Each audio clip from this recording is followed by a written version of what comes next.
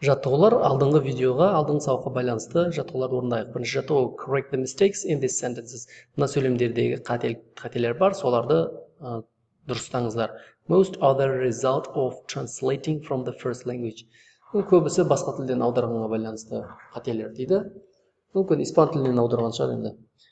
Жалпы қателерді анықтап жазып шығайық, дұрыс қылып ағылшын тілінде жазайық. Так, біріншісі жауабы. She said the film was terrible. She said the film was terrible деп айтамыз. Миді қоспаймыз ағылшын тілінде. Екі. He told me it's not possible. Үш. Can you explain what to do? Төрт. She suggested that we go to. She suggested going to деп келтірсек те болады. Going to an Italian restaurant. Я мысалға. Так, бес. Can we discuss my report? 6. I want him to leave. 7. I apologized for my mistake. 8. She advised me to buy a dictionary.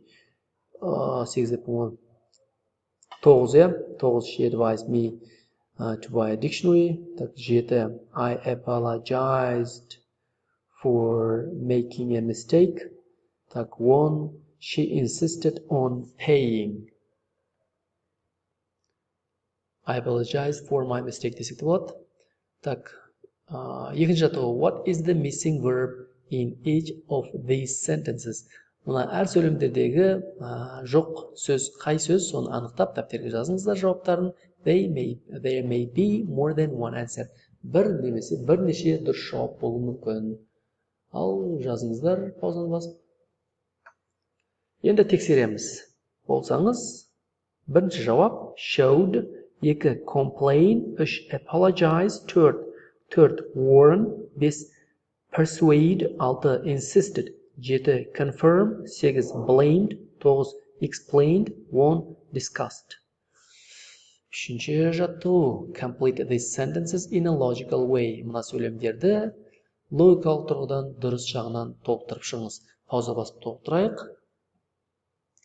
Жауаптарыңызды дәптеріңізге жазыңыз. Енді мен қазір жауабын айтамын. Сіздің жауабыңыз басқаша болуы мүмкін, менің жауабым басқаша болуы мүмкін, бірақ сіздікі де дұрыс болуы мүмкін. Уайымдамаңыз, бірақ примерно дұрыс жауаптарын айтып кетейін. Сіз салыстырасыз. Бірге сөйлем жалғасын былай жазсақ болады. That we go for a meal. 2. Them to be quiet. 3. It was great. 4. It in class. 5. On going with her. Немесе that we go together. 6. Him to go. 7. Her to go home. 8. The manager for the defeat. 9. Them not to drink it. 1. How it works. Келесі жаттығу. Так, when you order what patterns from the opposite page or even бұны орындамай қояқ. Order деген заказ беру, recommend деген ұсыну, prevent алдын алу. Осымен 70-тен астам видео сабақтарды орындап тастадық, және де сонымен қатар сіз деңгейлік курстарды оқып жатқан шығарсыз. Енді барлық сөзді аудармай, керекті бөлімдерді ғана аударып үйрететін боламыз сабақтарда. Қазір сын есімдер adjectives, scale and limit. Adjectives. Scale деген масштаб, және limit деген шек. Лимит, сын есімдерінің сол сөздері.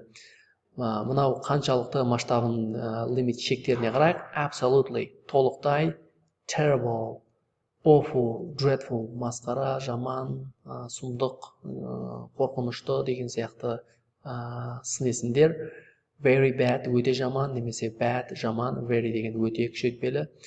Үстеу болу керек бұл. Так, окей, жарайды, нормальный деген білдіреді. Салыстырсақ, мыналар нашарды білдіріп тұр. Absolutely. Terrible, awful, dreadful, немесе very bad деген мына деңгейге қарағанда төмендеу. Okay деген орташа деңгей. Good жақсы, very good өте жақсы. Кейін marvelous, тамаша, wonderful, тамаша, great, ұлы, күшті, тамаша, terrific, керемет деген сөздер. Absolutely, wonderful деп айтсақ болады. Мысалға осылай. Так, енді we can use very before scale adjectives. Example, very good, very bad. Бұл масштабный нәрселерге шамасын айтқан кезде өте жақсы, өте жаман деп айта аламыз. We can use absolutely before limit adjectives. Какой-то бір лимитті білдіретін сын есімдерге біз absolutely деп айтамыз. Example, absolutely awful, absolutely great. You cannot say very wonderful, very wonderful деп айта алмайсың дейді, иә, оны көрсетпеген. You cannot say absolutely good деп айта алмаймыз. Біз very деп good пен badке айтамыз, absolutely деп terrible, awful, marvelous, wonderful дегенге айтамыз деп көрсетті. Here are some more examples. Және қосымша мысалдарға қарайық. Big, small, tired, interesting, surprised. Бұлар scale, badті, veryді қолданамыз. Hot, cold, crowded, frightened, hungry. Veryді қолданамыз, иә. Crowded, бұл дегеніміз full of people. Frightened, afraid of something деген білдіреді. Енді limit, шектер, huge, enormous, tiny, exhausted, fascinating, astonished. Немесе limit, boiling, freezing, packed, terrified, starving деген сөздер. Starving бұл informal, неформальный сөз. Пауза басып, өзіңіз сөздікке қарап аударып алсаңыз болады. Келесі, мен айттым, енді нақты қарамен жазылғандар ғана тоқталып аударамын. Келесі, adjectives ending ing and ed. Ed мен және ing мен аяқталатын сын есімдер. There is a large group of adjectives which can have an ing or ed ending. The ing ending is used on adjectives which describe a person or thing or situation. ing-ге аяқталса, бұл сын есімдер адамдарды немесе бір заттарды немесе бір ситуацияларды суреттейді дейді. Сын есімнің барлық түрі осындай секілді ғой. The ed ending is on adjectives which describe the effect this person, thing or situation has on us. Ал енді егерде ed жалғау жалғанса, сын есімге бұл сын есімдер әдетте ана адам немесе бір зат немесе ана ситуация бізге қалай әсер етеді, соны суреттейді екен. Жалпы ing-ге аяқталса, ол жалпы оны суреттейді, ал ed-ге аяқталса, ол сын есімдер оның бізге ететін әсерін суреттеп айтады екен. Қазір мысалдан көріп түсінесіздер. It was such a boring party. Бұл скучный вечер болды. Вечерді суреттеп тұр, я? I was bored. Мен ішім пысып кетті. Яғни, мына ситуация бізді зеріктірді. Не істеді? Бізге әсерін айтып жатыр. Көрдіңіз ба? Осы разницасы бар. Пауза басып, өзіңіз түсіне алсаңыз болады, және мен түсіндірген бөлікті бір рет тыңдап алсаңыз түсінесіз. And so was everyone else. Және де дәл осылай барлығы осылай сезінді. Толға оқып жайын. It was such a boring party. I was bored. And so was everyone else. Вечер сондай скучный болды, мен зерігіп кеттім. Дәл солай бәрі де зерікті. Яғни, вечерді суреттеп жатыр. Boring, ing жалғауы бар. Ал мынау, ол вечер маған қалай әсер етті? Мені зеріктірді. Маған әсері оның, бұл bored, ed жалғауы бар. I didn't think the film was very frightening, but my younger brother was frightened by it. Мен киноны өте қорқынышты болды деп ойламаймын, бірақ менің кішкентай балам қорықты дейді. Яғни, кино қорқынышты деп ойламаймын деп, киноның қорқыныштылығын айтып жатыр. Суреттеп frightening, ing жалғауы бар. Мына жерде ол інісіне қалай әсер еткенін айтып жатыр. Frightened, ол қорқып кетті деп, ed жалғауы бұл қорққанын білдіреді екен. Келесі жалпы сөздер түсініп алсаңыздар, сіз қолдана алсаңыз болды бұл жерде. I think the students are depressed largely because the weather is so depressing. Ауа райы сондай, оқушылардың, студенттердің немесе барлығы көп оқушылар депрессивный состояниеде болды, жағдайда болды, себебі ауа райы сондай депрессивный состояние тудыратындай болды дейді. Так, келесі, other examples of common adjectives ending ing and ed include. Басқа да тіркестер, басқа мысалдар, жиі қолданылатын сын есімдер ing және ed мен аяқталатын. Олар surprising, surprised, таңғалатын, exhausting, exhausted, шаршататын, confusing, confused, шатастыратын, frightening, frightened, қорқынышты, astonishing, astonished, таңғалдыратын, interesting, interested, қызықты, exciting, excited, қызықты, бұл мұнаған қарағанда күштірек. Келесі, terrifying, terrified, terrified, бұл да таңғаларлық қой, енді таңғаларлық, ужаснуть деген кезде де келеді, енді бұлай таңғалуға да келеді. Tiring, tired, шаршататын, fascinating, fascinated, таң қалдыратын болды. Очаровывать деген сияқты. Embarrassed ұялдыратын немесе қызартатын адамды. Disappointed көңілсіз болатын, ойдағыдай шықпай қалатын жағдайда қолданылатын сөз. Look at these examples to help you with the meaning of some of these words. John wasn't very good at maths, so I was very surprised when he passed the exam, and I was astonished when I discovered that he'd got 98%.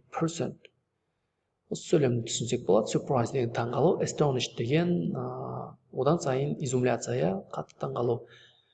In London, there are lots of streets with the same name, and it's very confusing if you are a tourist. Confusing деген замешательстве, шатасасыз дейді. Another problem is that it's a huge place. We walked everywhere on our last trip and we were exhausted at the end of each day. Exhausted, шаршадық. But tiring, шаршау, exhausted, қатты шаршау, истощать сайтылу. But it's an exciting city with so much to do. Exciting, қызықты, тамаша деген мағынада, қатты, қызықты. It's been a terrible week for Greg. He was very disappointed last Saturday because he played badly in an important match. Disappointed деген көңілі толмай қалды. Then on Monday his girlfriend left him for someone else, so he's very depressed at the moment. Depressed деген депрессивный состояниеде, стресс болып қалған. One of our teachers can never remember our names. It seemed funny at first, but now it's getting a bit embarrassing. Embarrassing деген ұялдыратын бір түрлі болып ситуация, короче. Бірінші жаттығу. Write at least one limit adjective for these scale adjectives. Cover the opposite page before you begin. Жалпы алдындағы видеоның бөлігіне қарамай, мынаның scale adjectivesке, сын есімдерге limit adjectives қойып шығамыз. Яғни масштабты білдіретін сын есімдерге шекті білдіретін сын есімді қойып шығамыз дейді. Ал күшейтетін сын есімдерді қойып шығасыз ғой, жалпы. Паузаға қойып, жауаптарын дәптеріңізге жазыңыздар. Енді тексереміз. Bigке enormous or huge, small, tiny болады. Келесі exhausted, келесі astonished, келесі fascinating. Interesting, fascinating, yeah? Hot, boiling, келесі freezing, bad, awful, terrible, dreadful, hungry, starving, frightened, terrified. Жалпы қорқынышты, қатты қорқты деген terrified. Frightened кәдімгідей қорқу. Так, rewrite this postcard using limit adjectives where possible to give a more positive and or more extreme effect. Жалпы мына жаттығуларды жазып шығамыз. Good деген сияқты простой сын есімдердің орнына күшейтпелі, басқаша сын есімдерді қоямыз. Күшейтпелі сын есімдерді қойып шығамыз. Күшейтпелі емес, жалпы шектегі жоғары деңгейлі сын есімдерді қоямыз. Оқып шығыңыз бірінші, одан кейін жазып шығамыз текстті. Толық текстті жазыңыз дәптеріңізге. Жазып болсаңыз, қазір менің текстімді оқып шығыңыз. Оқып шығайын, тексеріңіз, салыстырып. Arrived on Sunday. The hotel is fascinating. The hotel is fantastic. We've got a huge room and the food is wonderful. It's been boiling every day so far. So we've spent most of the time on the beach, along with everyone else. It's absolutely packed. But the sea is actually freezing. That's because it's the Atlantic coast, I suppose. Tomorrow we're going to walk to a tiny seaside village about 10 kilometers from here. I imagine I'll be really exhausted by the time we get back, but it does sound a fascinating place and I'm looking forward to it. I'll write again in a couple of days and tell you about it. Until then, goodbye. Десек болады, иә? Вот, енді мына бөлікті орындап жіберейік. Complete this dialogue using the correct limit adjective in the correct form. Дұрыс формада ing немесе ed қоя отырып, limit сын есімдерін қолданамыз, шектік сын есімдерді. Пауза қойып орындайық, келесі жауапта жауабын айтып тексеремін келесі видеода деген. Сау болыңыздар.